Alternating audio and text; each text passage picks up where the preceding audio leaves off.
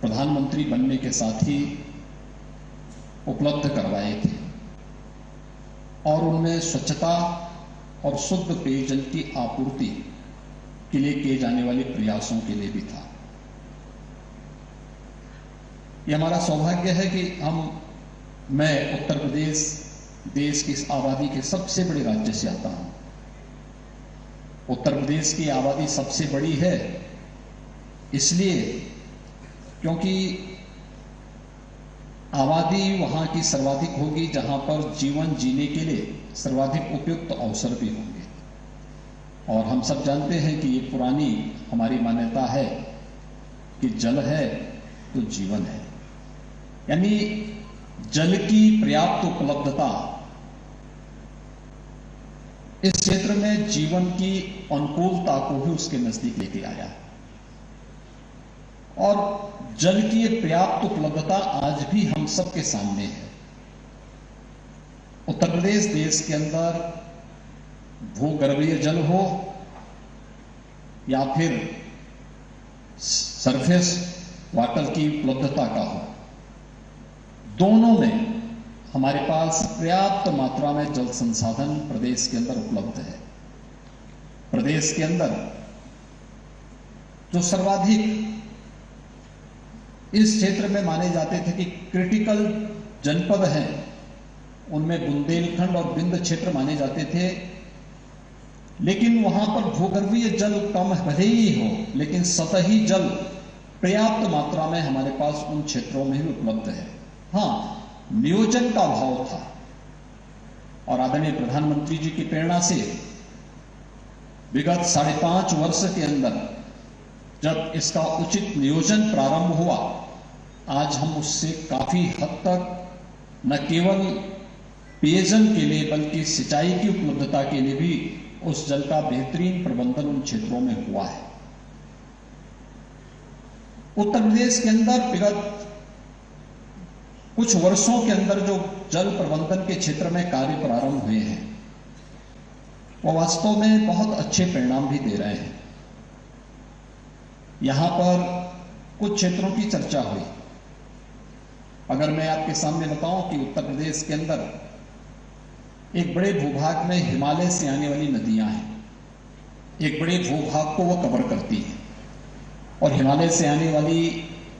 जो नदियां हैं अपने साथ सिल्ट लेकर के बहुत बड़ी मात्रा में आती है। कभी भी उन नदियों को चैनलाइज करने का प्रयास नहीं हुआ, जिससे उनका दायरा बढ़ता गया। कुछ नदियां जो छोटी नदियां थी वे लुप्त प्राय भी समय के साथ होती गई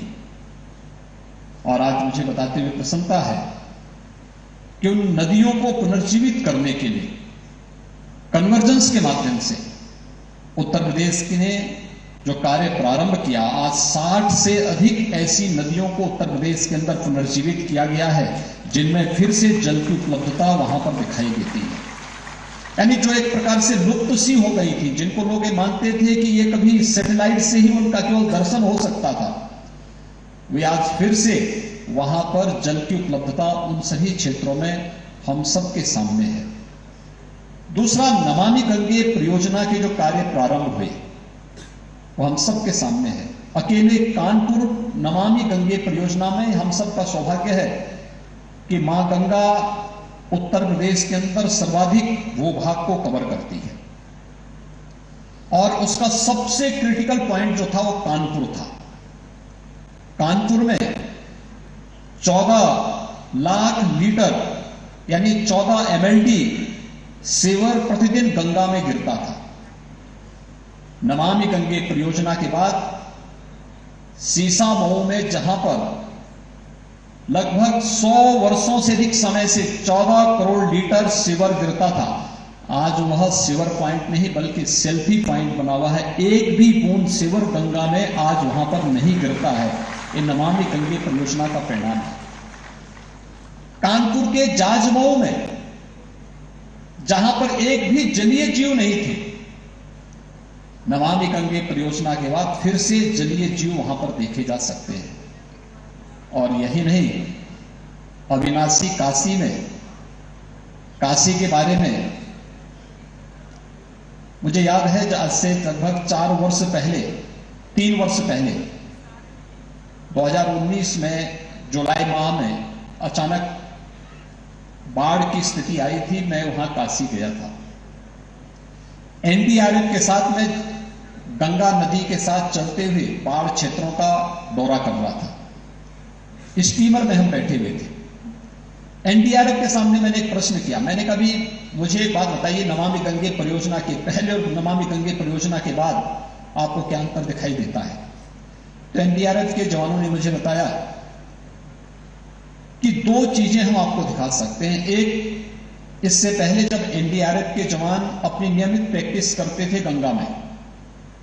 तो 4 दिन 5 दिन की प्रैक्टिस के बाद उनकी पूरी बॉडी पर लाल लाल चकत्ते पड़ जाते थे, जो दिखाता था कि गंगा जी का जल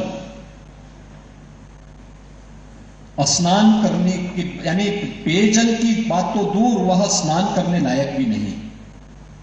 लेकिन नमामि गंगे परियोजना को लागू करने के बाद और प्रभावी क्रियान्वयन के बाद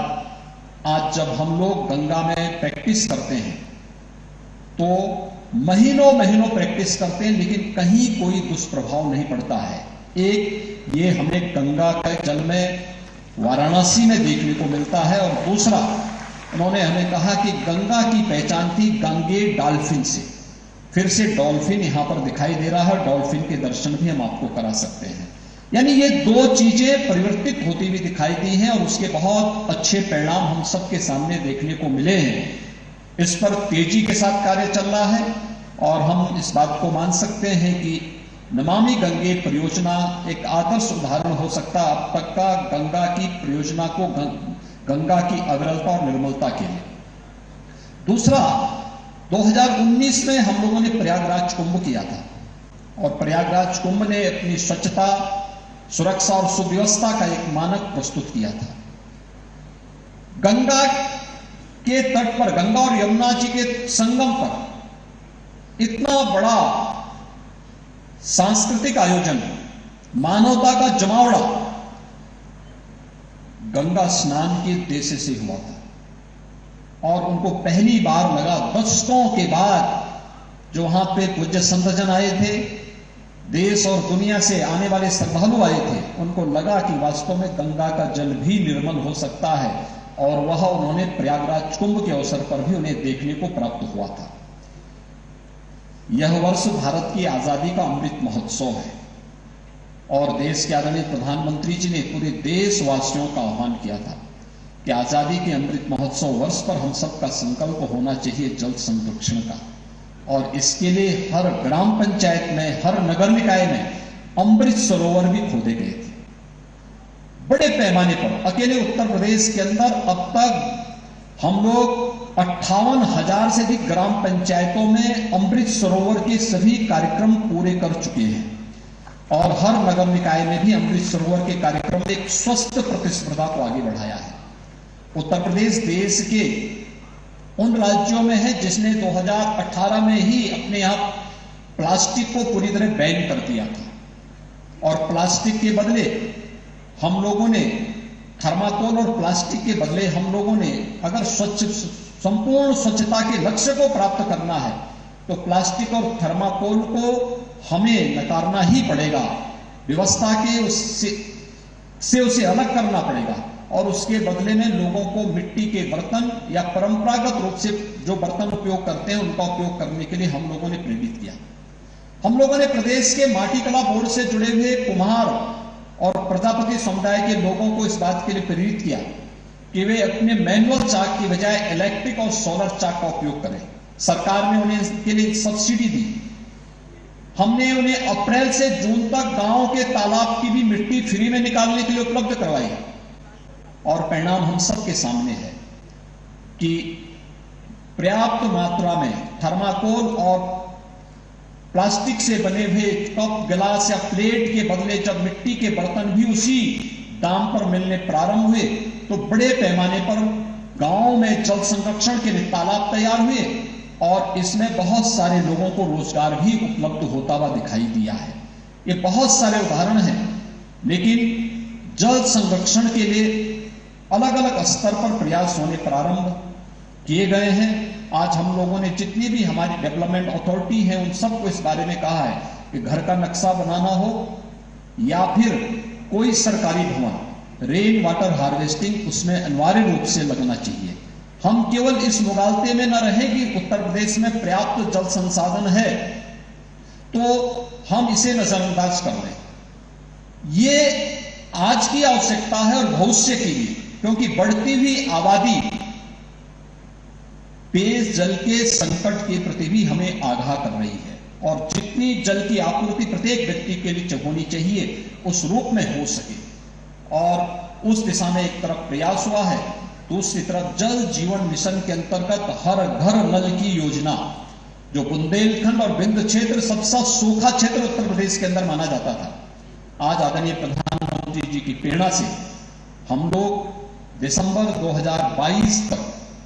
बुंदेलखंड और विंध्य क्षेत्र के हर घर में शुद्ध पेयजल उपलब्ध करवाने की स्थिति में होंगे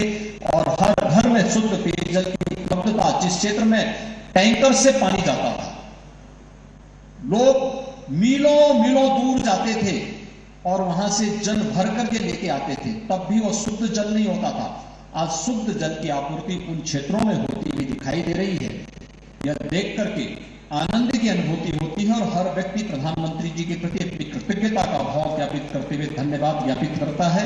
आज के इस अवसर पर जल संरक्षण को ध्यान में रखते हुए हमें एक व्यवस्था के साथ जुड़ना ही पड़ेगा। यह न केवल शुद्ध पेयजल आज की आवश्यकता है, जीवन को बचाने की आवश्यकता भी है। स्वच्छता और शुद्ध पेयजल की आपूर्ति में कभी उत्तर प्रदेश के 38 जनपदों में इंसेफ्लाइटिस से हजारों मौतें होती थी और आज शुद्ध पेयजल की आपूर्ति और स्वच्छता के लक्ष्य को प्रदान करने के उपरांत 95% मौतों को हम नियंत्रित करने में पूरी तरह हमें सफलता प्राप्त हुई है। और मैं इस बात के लिए धन्यवाद दूंगा भारत सरकार के जल शक्ति मंत्रालय को कि विगत 2 वर्ष की कोविड-19 की चुनौती को देखने के बावजूद यह वर्ष फिर से इंडिया वाटर वीक के रूप में अगले 5 दिनों तक यहां पर मनाया जाएगा। इस फील्ड से जुड़े हुए जो विशेषज्ञ हैं और अन्य वक्ताओं के महत्वपूर्ण विचारों को, जो इस फील्ड में कार्य करने वाले महानुभाव हैं, उन सब के महत्वपूर्ण बातों को यहां पर सुनने का और उसके माध्यम से ठोस कार्य योजना को आगे बढ़ाने का अवसर प्राप्त होगा। मैं एक बार फिर से आज के इस उद्घाटन कार्यक्रम में देश की माननीय राष्ट्रपति जी का, अन्य महानुभावों का हृदय से स्वागत करता हूं, अभिनंदन करता हूं और विश्वास व्यक्त करता हूं कि आप सभी जल संरक्षण और आसन्न संकट को ध्यान में रखते हुए एक निर्णायक स्थिति में पहुंचेंगे और देश को और दुनिया को आने वाली उन चुनौतियों से अभी से अपनी तैयारी करने के लिए प्रेरित करेंगे। आप सबका हृदय से स्वागत और इस पूरी वाटर वीक के लिए मेरी शुभकामनाएं। धन्यवाद। जय हिंद।